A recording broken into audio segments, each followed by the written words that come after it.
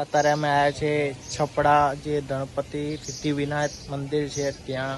તો આ video and સુધી જોજો. જામનગરથી જૂનાગઢ હાઈવે પર આવેલું છપડા ધામ, જ્યાં સિદ્ધિવિનાયક મંદિર આવેલું છે. તો હું તમને દર્શન કરાવું છું સિદ્ધિવિનાયક ગણપતિ બાપાના. તમે જોઈ રહ્યા છો આ વિડીયોની અંદર ગણપતિ દાદાની સિદ્ધિવિનાયકની મૂર્તિ. તો તમારી જે પણ મનોકામના હોય અહીંયા પૂરી થાય છે.